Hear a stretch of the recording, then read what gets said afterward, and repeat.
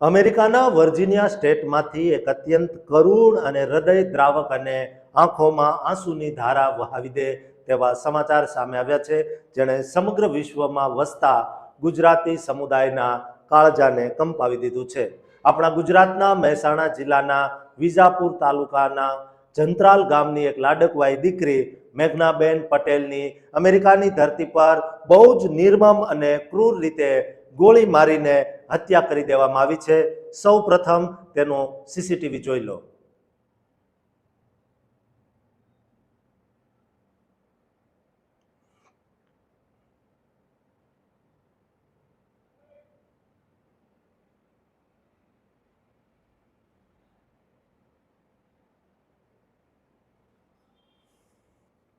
આ ભયાનક અને કાળજું ચીરી નાખતા હત્યાકાંડમાં અત્યારે કેવો ચોંકાવનારો ખુલાસો થયો છે, જેને સાંભળીને કોઈ પણ સંવેદનશીલ માણસનું હૃદય રડી પડશે. આ ભયાનક હત્યાકાંડને અંજામ આપનાર એક માનસિક સંતુલન ગુમાવી ચૂકેલો સાયકો કિલર યુવક હતો, જેણે મેઘનાબેનની હત્યા કરતા પહેલા પોતાના જ ઘરમાં પોતાના સાવકા પિતા સાથે ઉગ્ર ઝઘડો કરીને તેમની પણ ગોળી મારીને નિર્મમ હત્યા કરી દીધી હતી અને પિતાના લોહીથી હાથ રંગીને તે નરાધમ સીધો જ સ્ટોર તરફ ભાગ્યો હતો, જ્યાં આપણી ગુજરાતી બહેન નોકરી કરતી હતી. છેલ્લા 10 વર્ષથી પોતાના વહાલા પરિવાર સાથે અમેરિકામાં સ્થાયી થયેલા અને મહેનત કરીને કામ કરતા 35 વર્ષીય મેઘનાબેન ઉપેન્દ્રભાઈ પટેલ 23 મે 2026ને શનિવારે સવારે રોજિંદા ક્રમ મુજબ ભગવત સ્મરણ સાથે સ્ટોરમાં હાજર હતા. પેલો સાયકો કિલર યુવક મોઢે મુકાની બાંધીને કાળ બનીને અંદર ઘૂસી આવ્યો.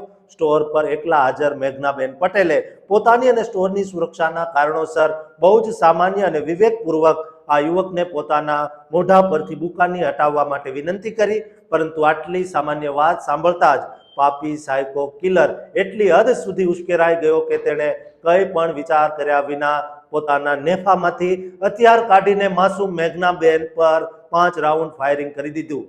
ગોળીઓ વાગતા તે ગંભીર રીતે ઇજાગ્રસ્ત થયા. ચીસ પાડવાની તક પણ તેમને ન મળી અને ઘટના સ્થળે જ કમકમાટી ભર્યું તેમનું મોત નીપજ્યું. આ હચમચાવી નાખનારો સમગ્ર બનાવ સ્ટોરના સીસીટીવીમાં કેદ થયો, જેમાં બુકાની ધારી અંદર આવીને ઘાતકી રીતે ફાયરિંગ કરતો દેખાય છે.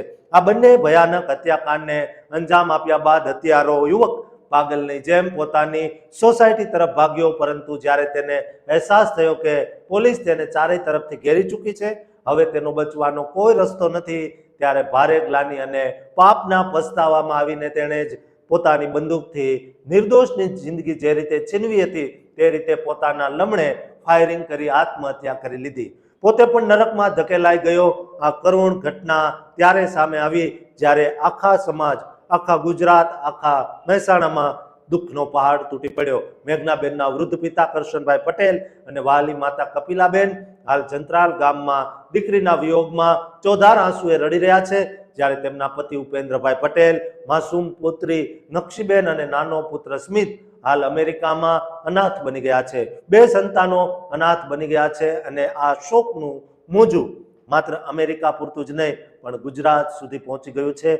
આજે મહેસાણાનું દરેક ગુજરાતી પરિવાર મેઘનાબેનની વિદાય અને કાળજું કંપાવી દે તેવી ઘટનાથી શોકમાં ગરકાવ થઈ ગયો છે. બીજી તરફ અમેરિકામાં વસતા ગુજરાતીઓ આવા સાયકો કિલરથી ફફડાટ અનુભવી રહ્યા છે અને એક જ સવાલ પૂછી રહ્યા છે કે અમારી સુરક્ષાનું શું?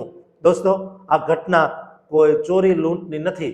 આ એક એવી ઘટના છે જેમાં એક માસૂમનું મોત થયું છે અને પરિવારનો માળો વિખેરાઈ ગયો છે. દોસ્તો, આવા સાયકો કિલરથી કેવી રીતે બચવું જોઈએ તે કોમેન્ટ જરૂર કરજો અને દરેક ગુજરાતી સુરક્ષિત રહી શકે, પોતાનો વ્યવસાય કરી શકે માટે આ વિડીયો તેમને શેર કરજો અને આ ચેનલને સબસ્ક્રાઇબ કરવાનું ચૂકતા નહીં.